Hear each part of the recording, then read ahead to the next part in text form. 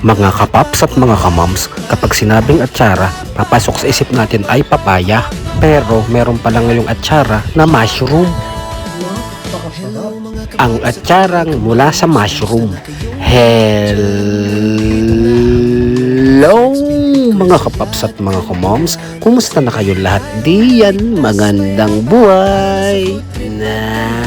Kung mga kapaps at mga kamams, ito ang atsara na yari mula sa produktong mushroom, hindi papaya, oo, kabute o mushroom.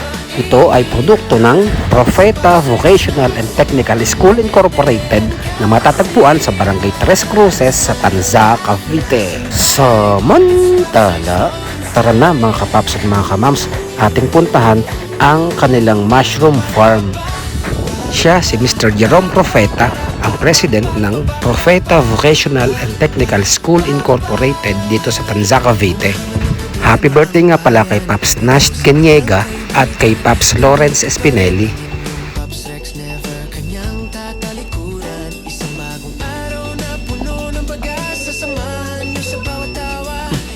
Ano yun, sir? Well, ito yung typical na ginagawa ng mga mushroom picker namin.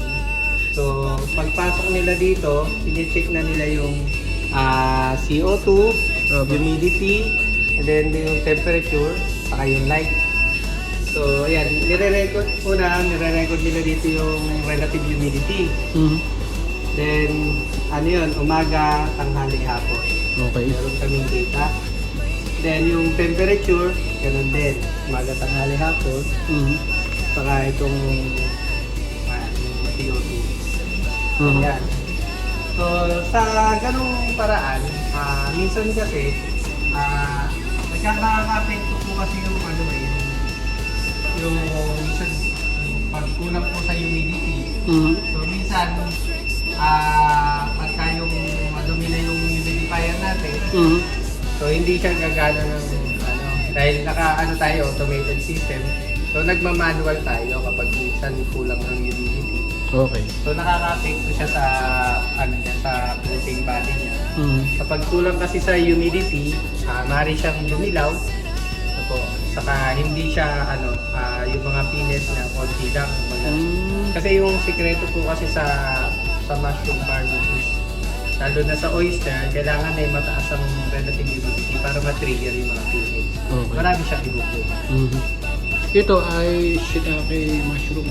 So, sa ngayon po, naka-design po ito sa shiitake mushroom. Dahil wala pa po yung shiitake protein balls natin. Naglagay muna tayo ng oyster dito sa ating protein. Nasaan yung ibang yung oyster? Pwede natin Ito po ang ating mushroom.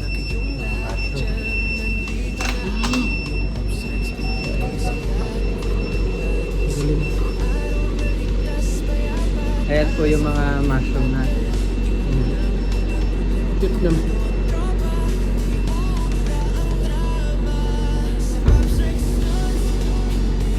Ilang yan kahapon, nawalan ng kuryente kahit naka-solar kami.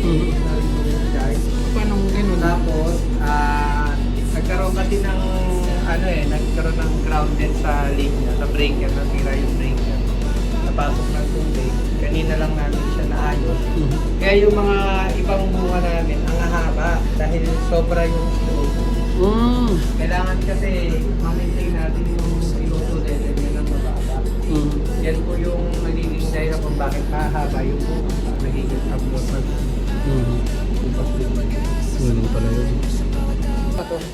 Ito yung humidifier. So kapag mababa na yung humidity dito sa loob, dusa siyang nabubuhay. Then kapag na-reach siya na yung humidity na sinet natin, dusa siyang namatay. Okay. Dahil automated po lahat ng mga nakaset up natin. Okay. Galing naman.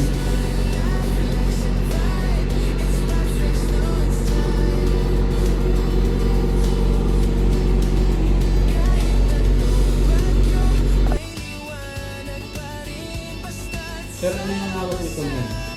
So ito yung isa sa product po ng oyster mushroom. So nag-develop po kami ng mushroom atsara. So sa susunod po, ito ay nasa market na. Pero sa ngayon po,